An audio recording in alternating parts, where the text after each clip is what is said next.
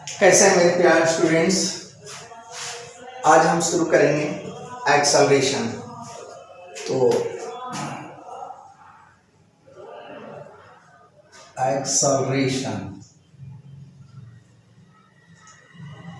Acceleration में हम velocity time graph बनाते हैं।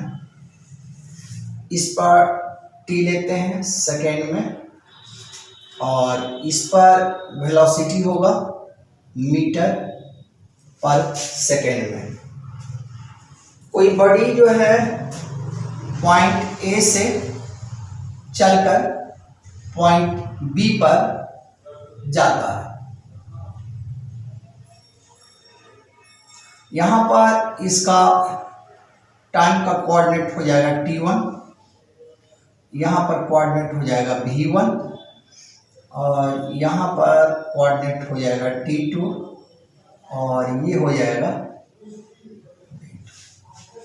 ठीक है, ये डिस्टेंस नहीं, ये टाइम t2 माइनस t1 होगा और ये वेलोसिटी हो जाएगा यहाँ से यहाँ तक v2 माइनस v1। अब कहता है एक्सेलरेशन की the rate of change of velocity with respect to time is known as acceleration. Acceleration को हम लोग जो डिनोट करते हैं वो कुछ किताब स्मॉल ए से डिनोट करता है और कुछ किताब जो है स्मॉल एफ से डिनोट करता है। तो ए से डिनोट करता है और एफ से भी डिनोट करता है।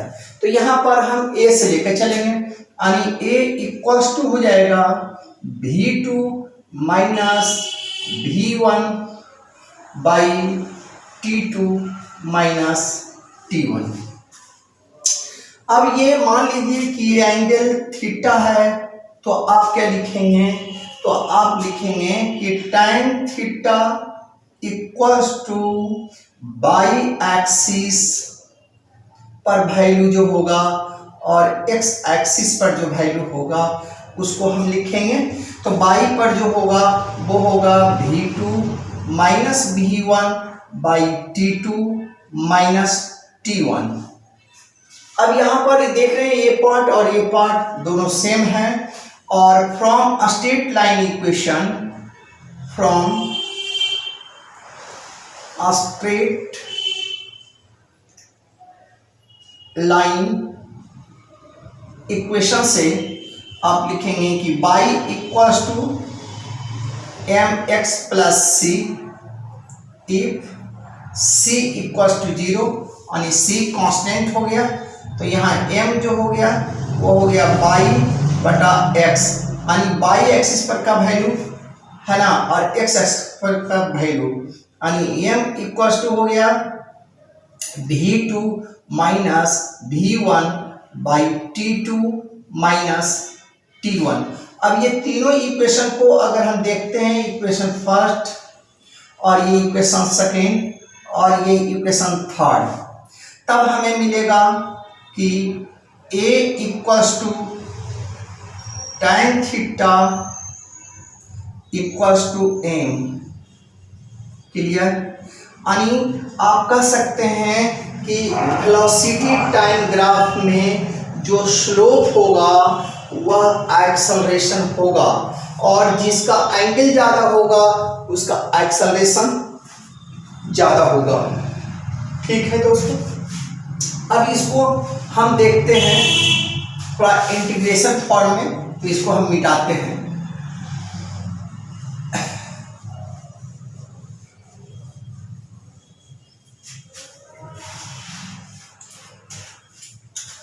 अब इसको हम लिखें कि delta T equals to t2 माइनस t1 टाइम्स टू 0, तब होगा एक्सेलरेशन इक्वल्स टू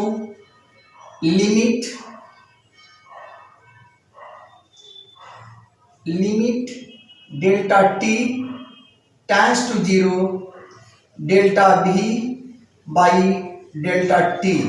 तो एक्सेलरेशन इक्वल्स टू हो जाएगा dv बाई dt।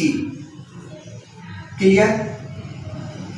यहाँ पर दो इक्वेशन हमें मिल गया, एक तो मिला D v2 minus v1 by t2 माइनस t1, दूसरा इक्वेशन मिल गया हमको dv बाई dt के फॉर्म में।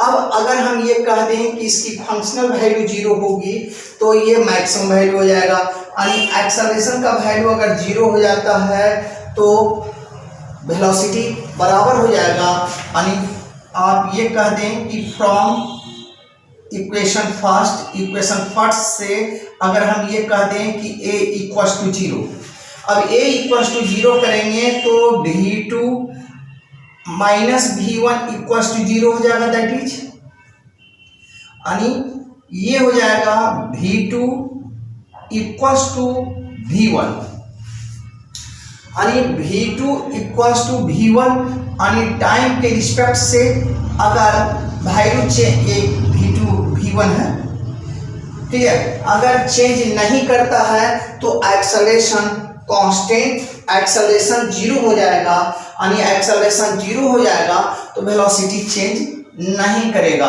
अब यहाँ पर अगर हम इसका ग्राफ देखें तो ग्राफ हमें क्या मिलेगा, इसको हम देखते हैं।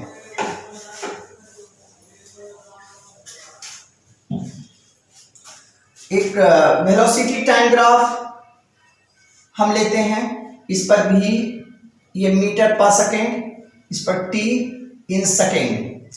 अब ये पार्ट हम यहाँ पर ले लिए, टाइम यहाँ t1 है, यहाँ टाइम t2 है, ये भी है, यहाँ भी है और यहाँ भी है।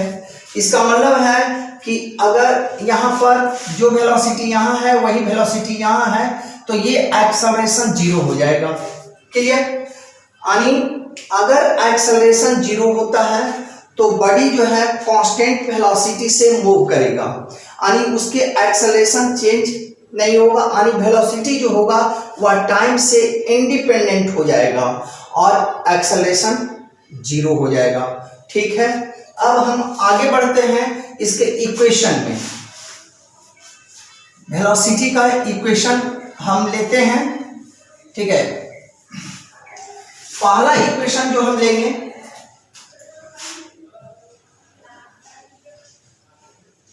a relation between velocity and time, clear. तो एक्सेलरेशन इक्वल्स टू हो गया dv बाई dt, यानी वेलोसिटी फंक्शन टू टाइम हो गया, क्लियर। इसको हम लिखेंगे dv equals to a dt। जिस वक्त टाइम 0 है, यानी इनिशियल है, यानी ऑरिजिन से चल रहा है, उस समय मान लिया इसका वेलोसिटी u है, u is the initial velocity, time t पर वेलोसिटी v है, v is the final velocity और u is the initial velocity. इसका इंटीग्रेट करेंगे तो ये मिलेगा v माइनस u और इधर मिलेगा a t माइनस 0, यानी ये हो जाएगा v minus u equals to a t। यहाँ पर भी एक इक्वेशन हमको मिल गया। अब यहाँ पर एक चीज हमें देखना है कि v equals to v minus u equal to a t हो गया, तो ये चेंज द वेलोसिटी हो गया, ठीक है। यानी एक्सेलरेशन और टाइम को अगर मल्टीप्लाई कर देंगे तो वो चीजें आपको मिलेगा, तो वो आपको मिल जाएगा चेंज द वेलोसिटी। अब यहाँ हम लिखेंगे कि v equals to u plus a t। यहाँ पर हम देख रहे हैं कि v जो है ग्रेटर देन u है, v ग्रेटर देन u होगा तो a ग्रेटर देन 0 हो जाएगा, ओके, पहला केस। और दूसरा इक्वेशन हमें मिलेगा कि v इक्वल्स टू u तो a इक्वल्स टू 0 हो जाएगा। तीसरा हमें मिलेगा कि v लेस देन u तो एक्सेलरेशन हो जाएगा लेस देन 0, यानी ये हो जाएगा v equals to u plus minus 80 यानी ये इक्वेशन हो जाएगा u माइनस 80।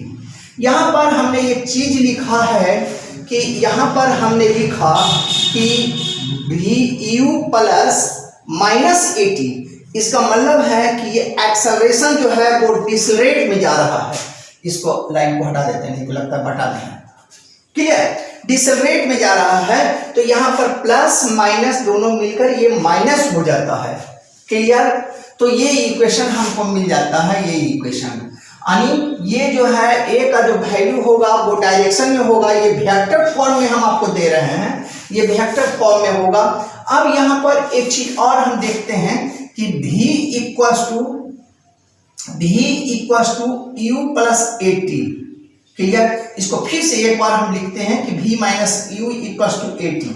अब कंसीडर कीजिए कि इसको अगर हम बाई एक्सिस पर कंसीडर कर लेते हैं, क्लियर, और इसको हम एक्स एक्सिस पर ले लेते हैं, एक्स एक्सिस पर ले लेते हैं, तो इसका मतलब है कि एक्सेलरेशन टाइम ग्राफ में जो हमको एरिया मिलेगा, क्लियर, वह चेंज द वेलोसिटी के बराबर मिलेगा।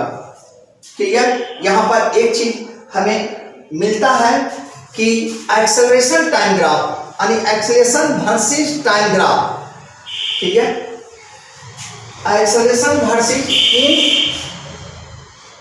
इन acceleration versus time graph, acceleration versus time graph में है ना, द एरिया ऑफ 80 यानी ज्योमेट्रिकल एरिया जो आपको मिलेगा वह चेंज द वेलोसिटी के बराबर मिलेगा। यानी यहाँ पर अगर हम इसको a दे दें यानी मीटर पर सेकेंड स्क्वायर ले लें और ये इसको हम टाइम ले लें 30 सेकेंड ले लें, तो ये जो एरिया हमें मिलेगा, जो भी एरिया हमें अगर ये मिल जाता है, ठीक है, तो ये जो पोर्शन होगा वह चेंज द वेलोसिटी के बराबर होगा।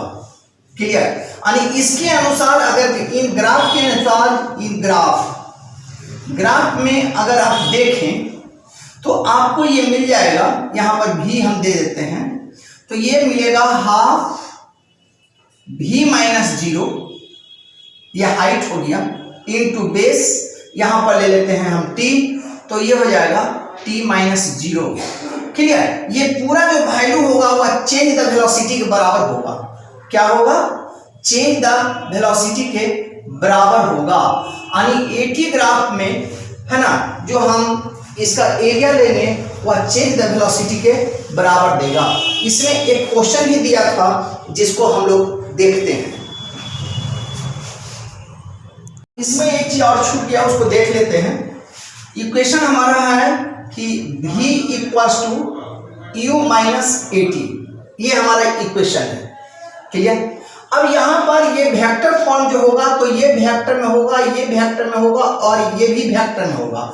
यानी यह इसको कह सकते हैं कि it is a vector equation, it is a vector equation, यह एक वेक्टर इक्वेशन है। ओके, इसका मतलब है कि ये स्ट्रेट लाइन मोशन पर का ये फार्मूला है, क्योंकि तभी ये वेक्टर में हमको मिलेगा। नहीं, वेलोसिटी है, ये वेलोसिटी है और ये भी वेलोसिटी है, ये एक्सेलरेशन है, लेकिन इसको हम लोग स्पीड में भी यूज कर लेते हैं, लेकिन नहीं, एक्चुअली ये वेक्टर इक्वेशन है। चलिए, तो अब हम एक क्वेश्चन देखते हैं। चलिए क्वेश्चन देखते हैं। ये particle start from rest, its acceleration versus time t as shown in figure, the maximum speed of the particle will be। ये एक्सेलरेशन टाइम ग्राफ है, ठीक है। अब एक्सेलरेशन टाइम ग्राफ में इसका जो एरिया होगा वह चेंज द वेलोसिटी देगा, जैसा कि हम लोग अभी पढ़े हैं। तो इसका सॉल्यूशन जो होगा वो होगा area of triangle of acceleration versus time graph, ठीक है, equals to change the velocity, change the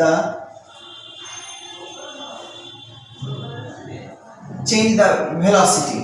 अब एरिया ऑफ अ ट्राइंगल यानी इसका चेंज द बराबर होगा चेंज द वेलोसिटीज, यानी v minus U equals to हो जाएगा हाफ ए टी, यानी v minus U equals to होगा हाफ ए का वैल्यू हो गया 10 और t का वैल्यू हो गया 11, यानी ये आ गया 55 मीटर पर सेकेंड। और अकॉर्डिंग टू द क्वेश्चन कि ये रेस्ट से स्टार्ट होता है, इसलिए v इक्वल्स टू हो जाएगा 55 मीटर पर second.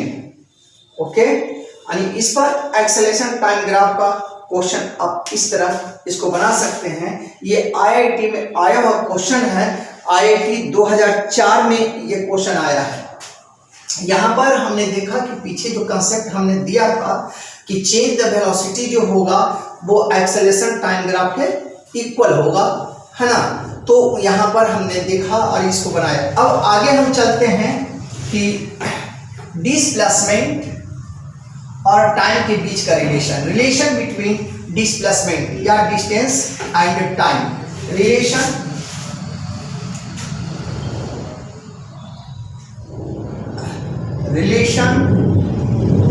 Between distance and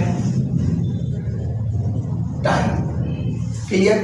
B get हम लोग जानते हैं, बी गेट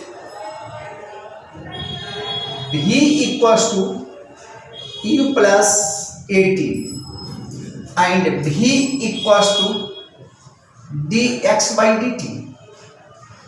यहां लिखेंगे तो dx इक्वल्स टू हो जाएगा u डी टी प्लस ए टी डी टी।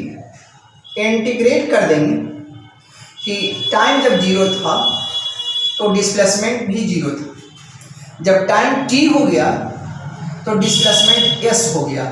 तो यहाँ हो गया s equals to U T plus half A T square. यहाँ हमको ये इक्वेशन मिल गया। इसका वेक्टर जो फॉर्म होगा, वेक्टर फॉर्म जो होगा इसका वो होगा S U plus half A T square, यानी यह एक वेक्टर इक्वेशन है कि यार S equal to U T plus half A T square एक वेक्टर इक्वेशन है। यानी दैट मीन्स कहने के मतलब ये है कि यहाँ जो एस है वह डिस्प्लेसमेंट है, लेकिन स्ट्रेट लाइन होने के कारण या डिस्टेंस और डिस्प्लेसमेंट दोनों सेम होता है, दोनों की वैल्यू सेम होती है। लेकिन यहाँ हमें याद रखना पड़ेगा कि S equal to U T plus half A T square एक वेक्टर इक्वेशन है, यह वेक्टर का इक्वेशन है, वेक्टर फॉर्म में है। अब यहाँ दो चीजें हमें देखना होगा कि यहाँ टी छूट गया है। दो चीज देखना होगा कि पहला अगर हम ये कह दें कि a इक्वल्स टू 0, क्लियर, और u equal to constant, okay, तो s directly proportional to t हो जाएगा, क्लियर। अब s और t के बीच का जो ग्राफ बन जाएगा वो ग्राफ ये s और ये t, ये ग्राफ ऐसे बन जाएगा, क्लियर। अगर हम कहें कि velocity equals to 0, sorry, initial velocity equals to 0 और a इज कांस्टेंट, तब हमारा हो जाएगा s directly proportional to t square. अब इसका जो ग्राफ हो जाएगा वो ये s और ये t, इसका ग्राफ इस वे में जाएगा, क्लियर। दोनों की ग्राफ अलग अलग हो जाएगी। s directly proportional to t square का ग्राफ ये हो जाएगा और s directly proportional to t का ग्राफ ये हो जाएगा, क्लियर। तो चलिए अब दूसरा रिलेशन देखते हैं, relation between velocity and acceleration, velocity and displacement, इसके बीच का हम रिलेशन देखते हैं।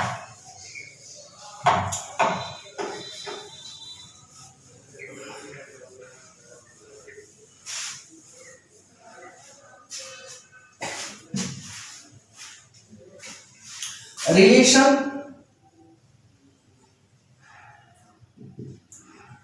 बिटवीन वेलोसिटी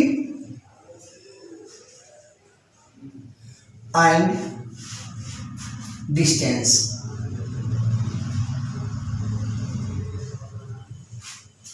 तो acceleration equals to dv by dt। हमें निकालना क्या है, वेलोसिटी फंक्शन टू डिस्प्लेसमेंट यानी वेलोसिटी फंक्शन टू डिस्टेंस के रूप में निकालना है। तो ये a equals to dv by dt into ds by ds। अब ये हो गया कि dv by ds into v। अब ये इक्वेशन हो गया हमारा कि v equals to v into dv, sorry v into dv equals to ads। Clear, ये पार्ट इधर चल जाएगा। अब यहां हम देखते हैं कि जब डिस्प्लेसमेंट जीरो था तो इनिशियल वेलोसिटी u था, जब डिस्प्लेसमेंट s हो जाएगा तो इसका वेलोसिटी v हो जाएगा। अब इसको जब हम इंटीग्रेट तोड़ेंगे तब हमको मिलेगा v square by 2 minus u square by 2। Integration कहता है कि पावर जो है पहले एक वैल्यू बढ़ेगा और बढ़ा हुआ पावर बटा हो जाएगा। तो इसको जब करेंगे तो ये वैल्यू मिल जाएगा, higher value minus lower value करेंगे तो ये मिल जाएगा और ये हो जाएगा a इंटू एस। अब यहां पर हो गया कि v square minus u square equals to 2as। Clear, अब इसको हो गया v square equals to u square plus 2as। एक इक्वेशन हमें मिल गया। इसको अगर वेक्टर फॉर्म में लिखा जाए तो इसको कैसे लिखेंगे, वेक्टर फॉर्म। वेक्टर फॉर्म हम इसको लिखते हैं, इसको हम लिखेंगे v dot v equals to u dot u plus 2as। यहां पर देखा जाए ये v स्क्वायर जो है दो जगह आपको मिलेगा वेक्टर में कि क्रॉस प्रोडक्ट भी करिएगा तो v स्क्वायर मिलेगा, लेकिन वहां पर एंगल जो होगा वह 90 डिग्री होगा। क्लियर, यानी v क्रॉस v साइन 90 करिएगा तो v स्क्वायर होगा, जो कि गलत होगा। क्योंकि v जो है दो वो अगर v वेक्टर लेते हैं तो दोनों एक दूसरे के पैरेलल होगा तो साइन वहां जीरो हो जाएगा, इसलिए वो कंपोनेंट वो वैल्यू आपको मिलेगा नहीं। और v डॉट v लेते हैं तो यहाँ पर दोनों के बीच का कोण हो जाएगा 0 डिग्री, तब ये वैल्यू मिल जाएगा v। यानी यहाँ पर कि v dot v equals to u dot u plus 2a dot s। अब यहाँ पर आप ये देख रहे हैं कि ये स्केलर है, ये स्केलर इक्वेशन है।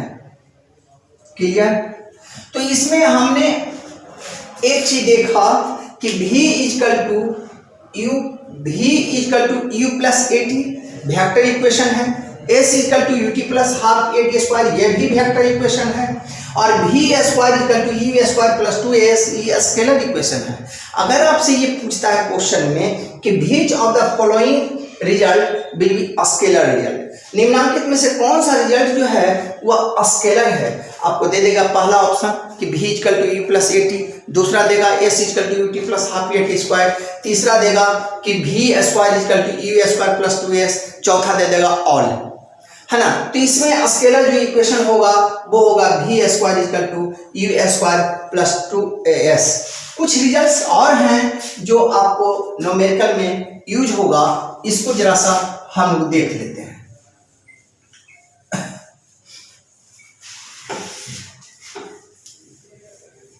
सम रिजल्ट्स करके हम लोग इसको देखते हैं।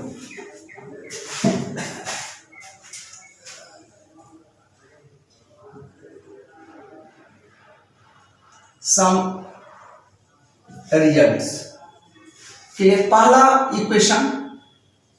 इक्वेशन फर्स्ट में हम लिखते हैं कि s equal to ut plus half at square.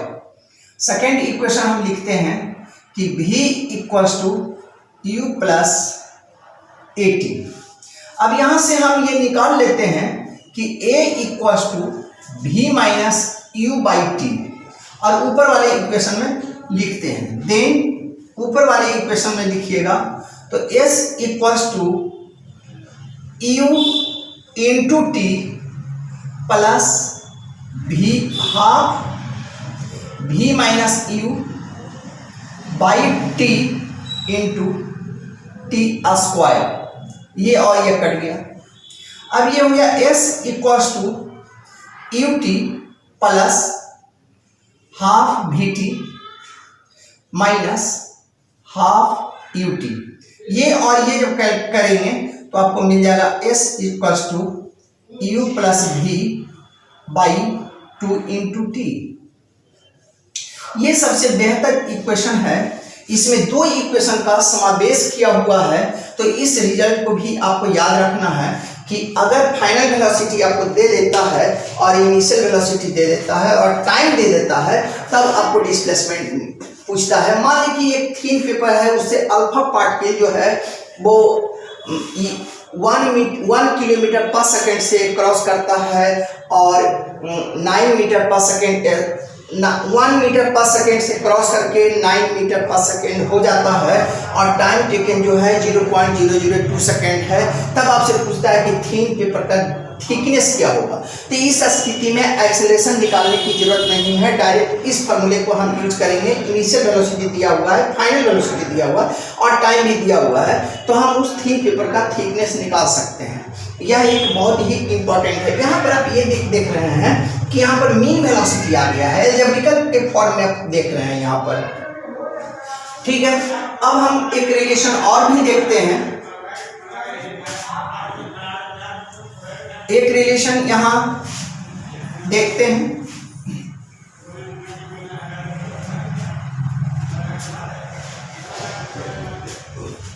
दूसरा relation, let time equals to n second. तब ये हो जाएगा s n equals to u n plus half a n square equation first.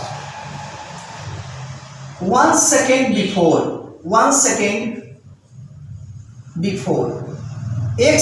पहले, तो टाइम क्या हो जाएगा? 1 सेकेंड पहले का वैल्यू हो जाएगा n-1 सेकेंड हो जाएगा। तो s n-1 equals to u n-1 plus half a n-1 का होल स्क्वायर। ये इक्वेशन हो गया सेकेंड। अब अगर हम इसको और इसको सब्ट्रैक्ट कर दें नाउ, यानी s n minus s n minus 1 equals to u n minus u n minus 1 plus half a n square, half a common ले लेते हैं तो n square minus n minus 1 का होल स्क्वायर। क्लियर? यहां पर हो जाएगा s n th equals to, इसको जब ब्रैकेट तोड़ेंगे तो यू एन ये कट जाएगा, यू रह जाएगा इसमें और ये प्लस यहां पर हम करेंगे तो ये हो जाएगा half a n plus n minus 1 into n minus n plus 1। Okay, ये और ये कट जाएगा। ये हो गया s n th equals to u plus half a 2n minus 1। यह भी एक इक्वेशन है। ये इक्वेशन आप अगर गौर से देखें तो ये चौथे सेकेंड, 5वें सेकेंड, तीसरे सेकेंड, दूसरे सेकेंड के बीच का डिस्टेंस अगर निकालना है तो इस फार्मूले का आप यूज कर सकते हैं। क्लियर। मान लें कि चौथे सेकंड पर वेलोसिटी क्या होगा, तीसरे सेकंड पर, चौथे सेकंड पर वेलोसिटी क्या होगा, कहने का मतलब है कि 3 सेकंड और 4 सेकंड के बीच, सॉरी हम बोल रहे हैं कि चौथे सेकंड पर डिस्प्लेसमेंट क्या होगा, ठीक है, चौथे सेकंड पर डिस्प्लेसमेंट क्या होगा, यानी तीसरे सेकंड और चौथे सेकंड के बीच का जो डिस्प्लेसमेंट कवर करेगा उसका वैल्यू क्या होगा। पांचवें सेकंड पर क्या होगा, यानी पांचवें सेकंड पर डिस्प्लेसमेंट क्या होगा, यानी चौथे सेकंड से पांचवें सेकंड का जो डिस्टेंस हमें निकालना होगा उसका ये फॉर्मूला है। इस यहाँ पर एक चीज और देखिए, डायमेंशनली ये गलत है, क्योंकि यहाँ डिस्प्लेसमेंट है, क्लियर, यहाँ वेलोसिटी है, ये टाइम है और ये एक्सेलरेशन है। अगर इन दोनों को कैलकुलेट करेंगे तो इसका भी डायमेंशन आपको वेलोसिटी के डायमेंशन के बराबर आएगा। अब यहाँ पर एक रिजल्ट हमें ये मिलता है कि जो डायमेंशनली इनकरेक्ट हो सकता है फिजिकली रिलेशन वह सही हो सकता है। यहाँ पर एक डायमेंशन का कंसेप्ट आ रहा है, इसको हमें याद रखना जरूरी है कि डायमेंशनली जो है वह इनकरेक्ट इक्वेशन अगर है तो क्या वो फिजिकली करेक्ट रिलेशन होगा, तो बिल्कुल फिजिकली करेक्ट रिलेशन होगा। S = U plus half A to n - 1। यहाँ पर डायमेंशन अगर आप ये देते हैं तो ये डिस्प्लेसमेंट का डायमेंशन है और ये वेलोसिटी का डायमेंशन है, ये एक्सेलरेशन इनटू टाइम है, ये भी वेलोसिटी का डायमेंशन है।